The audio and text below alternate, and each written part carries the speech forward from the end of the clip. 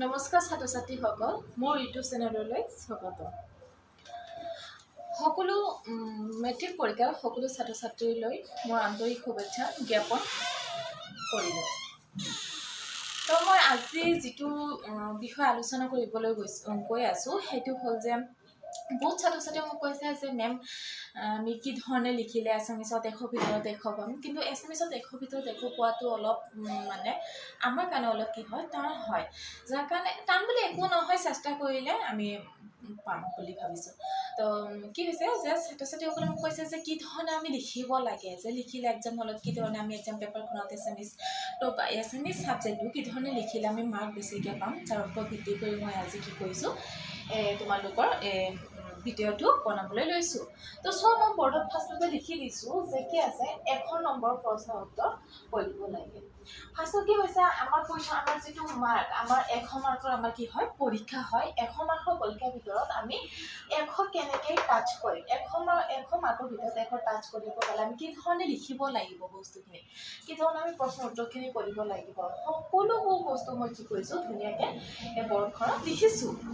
মই বুজাই দি আছোঁ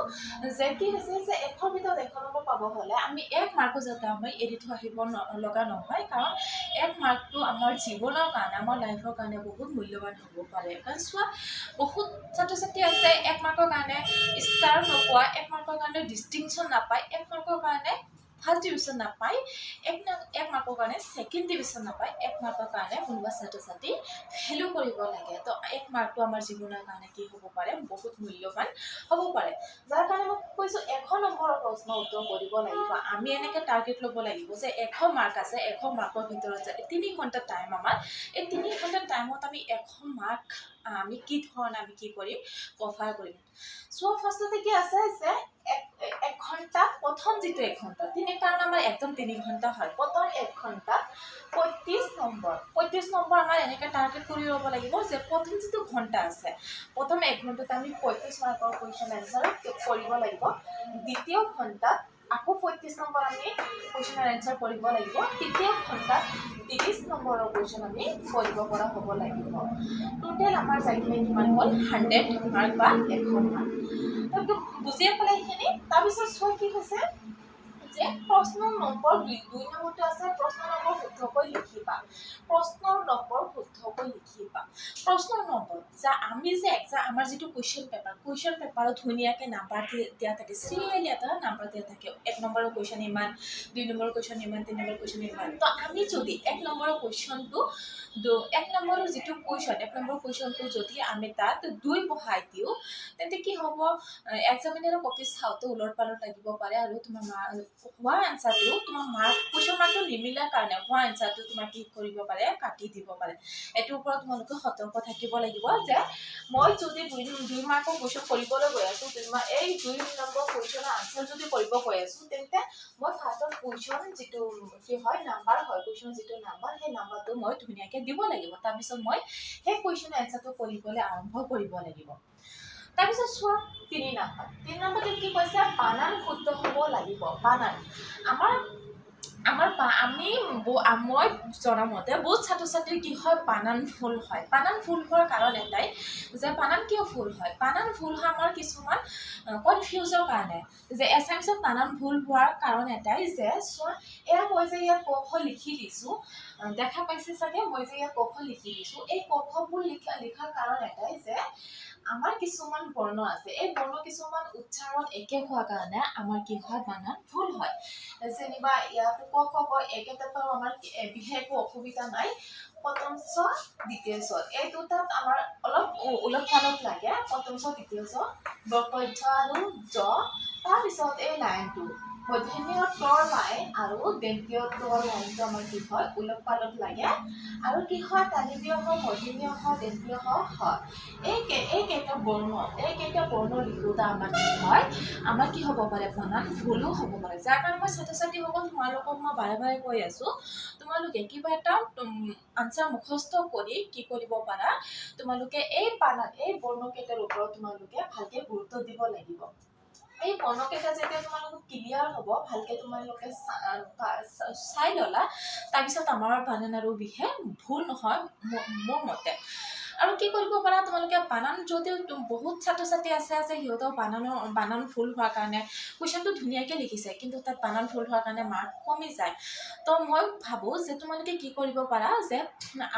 যেতিয়া ঘৰত থাকা আজৰি সময়খিনি তোমালোকে কি কৰিব পাৰা নিজে নিজক কি কৰিব পাৰা পৰীক্ষা দি চাব পাৰা নিজে এক্সাম দিব পাৰা যে কোনোবা হৈ যোৱা টেষ্ট পেপাৰ বা কুৱেশ্যন বেংকৰ পৰা এই 100 মাৰ্কৰ বা হৈ যোৱা যিবিলাক কুৱেশ্যন পেপাৰ আছিল আগৰ যিবিলাক কুৱেশ্যন পেপাৰ আছে সেই আগৰ কুৱেশ্যন পেপাৰবোৰ লৈ তোমালোকে 100 মাৰ্কৰ এটা কুৱেশ্যন পেপাৰ লোৱা 100 মাৰ্ক কুৱেশ্যন পেপাৰ এটা লৈ সেই কুৱেশ্যন পেপাৰটোত তোমালোকে আনচাৰ লিখিবৰ কাৰণে চেষ্টা কৰা উত্তৰ লিখিবৰ কাৰণে চেষ্টা কৰা তোমালোকে এনেকৈ নিজকে ট্ৰাই কৰি চোৱা যে তুমি 3 ঘণ্টাত মানে লিখি শেষ কৰিব পাৰিছানে নাই নিজে যেতিয়া লিখি শেষ কৰি কপিৰ লগত সেই কুৱেশ্যন আনচাৰৰ লগত যেতিয়া তোমাৰ মানে এনচাৰ যিটো শ্বীট আছে সেই এনচাৰ শ্বীটটো যেতিয়া মিলাবা তেতিয়া তুমি নিজৰ ভুলখিনি নিজে ধৰিব পাৰিবা তোমালোকে এই যিটো ট্ৰিক মই কৈ আছোঁ এইটো তোমালোকে কি কৰিব পাৰা ফলো কৰিব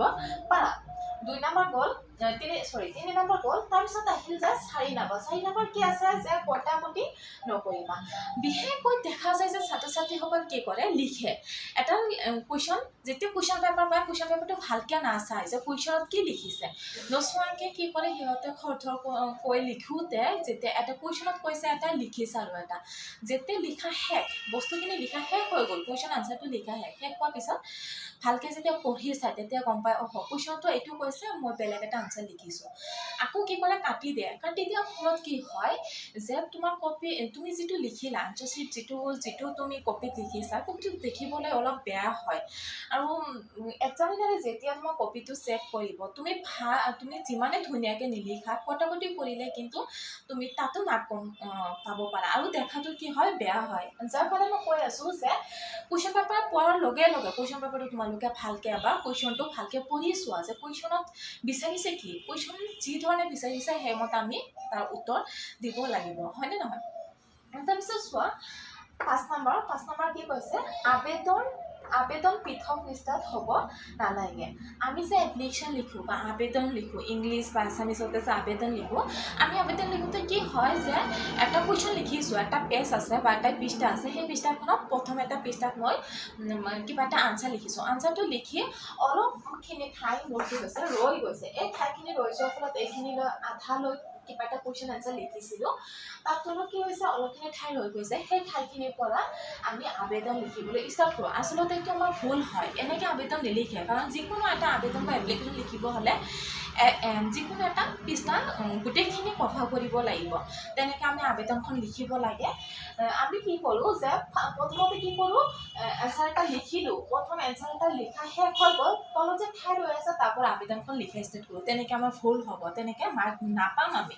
মাৰ্ক কাটি দিব তো এই ভুলটো নকৰিবা আৰু কি হয় যে আবেদন চাপ'জ এটা পৃষ্ঠাত গোটেইখিনিতে আবেদন ফাৰ্ষ্টৰ পৰা আবেদনখন লিখিবলৈ ষ্টাৰ্ট কৰিলা লিখি তলত অলপ ঠাই ৰৈ গৈছে সেইখিনিতো তুমি সেই ঠাইখিনিতো তুমি বেলেগ কোনো কুৱেশ্যনৰ আনচাৰ লিখিব নোৱাৰিবা যিখিনি ঠাই ৰৈ গৈছে সেইখিনি তুমি বাদ দিয়া আবেদন লিখিবৰ কাৰণে তুমি লাগিলে নতুনকৈ পেজ লোৱা আৰু সেই পেজখনত তুমি ধুনীয়াকৈ আবেদনখন লিখি দিবা তাত তুমি মাৰ্ক ভাল পাব পাৰা 5 নম্বৰ গ'ল তাৰপিছত আহিল 6 নম্বৰ কি কৈছে যে অতিৰিক্ত প্ৰশ্নৰ উত্তৰ নকৰিবা মানে কি কৈছে যে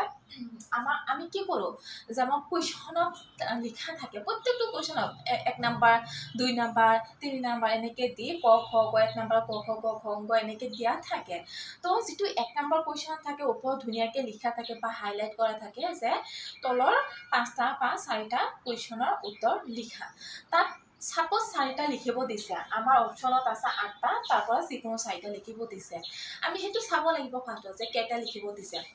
যদি 4টা লিখিব দিছে তেনে আমি 4টাই লিখিব লাগিব তাত যদি 8টাও লিখোঁ তাত এক্সামিনাৰে আমাক 8 মাৰ্ক নিদিব তাত 4 মাৰ্কে দিব তেন্তে আমাৰ কি হ'ল যত সময়খিনি নষ্ট হ'ল নে নহয় তো আমি সময়ৰ মূল্য বুজিব লাগিব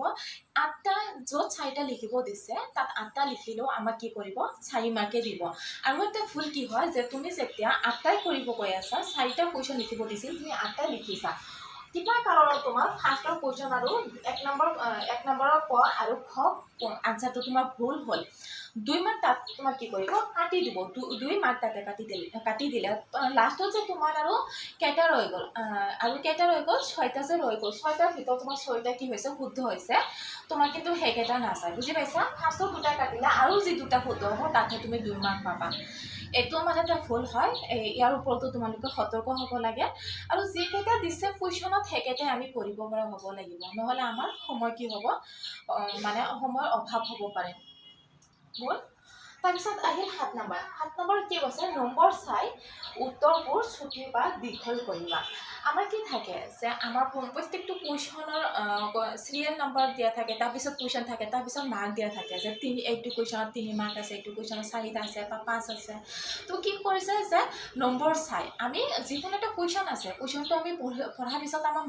মাৰ্ক চাব লাগিব বা নম্বৰ চাব লাগিব কিমান আছে যদি 2 মাৰ্ক আছে তেন্তে 2 মাৰ্কৰ কাৰণে আমি 2টা বা 2 শাৰী বা 3 শাৰী লাইন লিখাই আমাৰ কাৰণে বহুত যদি তাত 5 মাৰ্ক আছে 5 মাৰ্কৰ কাৰণে আমি কি কৰিব লাগিব এটা পৃষ্ঠা শেষ কৰি আৰু এটা পৃষ্ঠা আমি কি কৰিব লাগিব লিখিব লাগিব এনেও এছামিছত বহুত লিখিব লাগে 5 মাৰ্কৰ কাৰণে সাপোজ 2 বা 3 পেজ তোমাৰ লিখিবই লাগিব যদি 1 মাৰ্ক আছে তেন্তে 1 মাৰ্কৰ কাৰণে আমি ইমান লিখাৰ কোনো দৰকাৰ নাই যদি আমি 1 পেজো লিখি দিওঁ তথাপি এক্সামিনাৰে আমাক কি কৰিব 1 মাৰ্কে দিব যাৰ কাৰণে কি কৈছে যে নম্বৰ চাই উত্তৰবোৰ ছুটি বা দীঘল কৰিবা যদি 2 আছে তেন্তে উত্তৰটো যদি আমি বেছিকৈ জানো উত্তৰটো আমি বেছিকৈ লিখাৰ কোনো দৰকাৰ নাই সেইটো উত্তৰ আমি কি কৰিব লাগিব সৰু কৰিব লাগিব আৰু যদি 5 মাৰ্ক আছে তেন্তে আমি কি কৰিব লাগিব 5 মাৰ্কৰ কাৰণে যিখিনি লিখিব লাগে বস্তুখিনি সেইখিনি আমি কি কৰিব লাগিব লিখিব লাগিব তাৰপিছত আহিল যে 9 নম্বৰ কি কৈছে নাৰ্ভাছ হ'ব নালাগে ইয়াত আৰু এটা বহুত ভাল এটা পইণ্ট আছে যে কি কৈছে নাৰ্ভাছ হ'ব নালাগে আমি দেখা পাওঁ যে বহুত ছাত্ৰ ছাত্ৰী কি হয় এক্সামৰ আগে মেট্ৰিক বা হাই ছেকেণ্ডেৰী আগে ছাত্ৰ ছাত্ৰীবোৰ ভয় খায় যে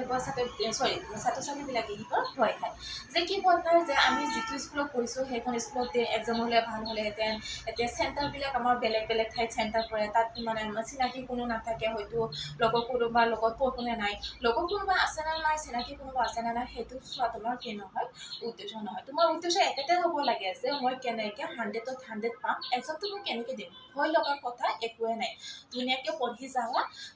যেতিয়া ধুনীয়াকৈ পঢ়ি যাবা তেতিয়া তোমাৰ কাৰো সহায় ল'ব নালাগিব কোনো চিনাকি মানুহ তোমাৰ কি নালাগে তেতিয়া দৰকাৰ নপৰিব এইখিনি হ'ল যে মই আকৌ কৈছোঁ যে ছাত্ৰ ছাত্ৰীসকল তোমালোকে নাৰ্ভাছ নহ'বা নাৰ্ভাছ হ'লে কি হয় যে আমি পঢ়ি যোৱা বস্তুখিনি আমি কি কৰোঁ এক্সাম হলত আমি পাহৰি যাওঁ যাৰ কাৰণে আমি